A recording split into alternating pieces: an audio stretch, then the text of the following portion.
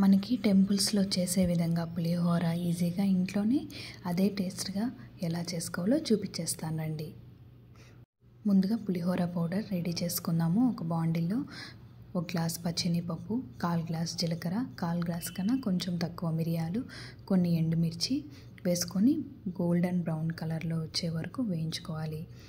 ఈ విధంగా golden brown colour వచ్చేసాక ఇది చల్లారి పెట్టుకొని దాని తర్వాత మిక్సీకి పట్టుకొని పౌడర్ లాగా చేసుకోవాలి. బాగా పౌడర్ అయిపోవాలి, కచ్చా పచ్చా లేకుండా.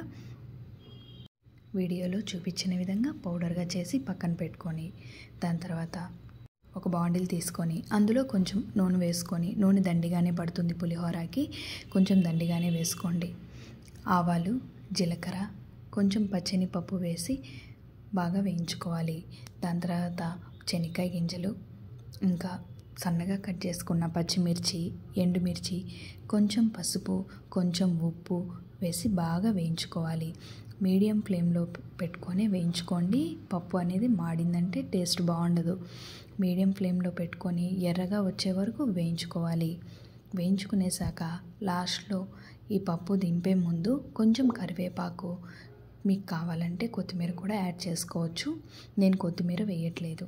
కొత్తిమీర, కరివేపాకు వేసుకొని బాగా వేయించుకోవాలి. కరివేపాకు కూడా వేసేసాక ఈ మిశ్రమాన్ని మనం ముందుగా ఉడికించి చల్లారి పెట్టుకున్న అన్నంలో వేసేసి కొంచెం చల్లారనివ్వాలి. ఈలోపు చింతపండు పులుపు అయితే తయారు చేసుకుందాము. ఒక బాండిల్ తీసుకొని హీట్ అయ్యాక కొంచెం ఆయిల్ వేసుకొని ఒక స్ట్రైనర్ తీసుకొని చింతపండు మనం జ్యూస్ లాగా చేసుకొని స్ట్రైనర్ సహాయంతో బాండిల్లోకి తీసుకోవాలి. వీడియోలో చూపించిన విధంగా చింతపండు పొంగేటప్పుడు కొంచెం సాల్ట్ అనేది యాడ్ చేసామంటే అన్నంకి బాగా పడుతుందన్నమాట.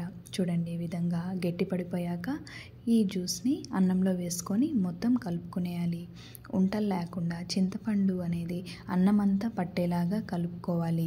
ఒకసారి లాస్ట్లో కలిపేశాక మనం ముందుగా తయారు చేసి పెట్టుకున్న పౌడర్ని ఇందులో వేసేసి పైకి కిందికి బాగా కలుపుకోవాలి అన్నం అంతా. అప్పుడే అన్నం బాగా స్ప్రెడ్ అయ్యి ఆ పౌడర్ అనేది బాగా కలుస్తుంది.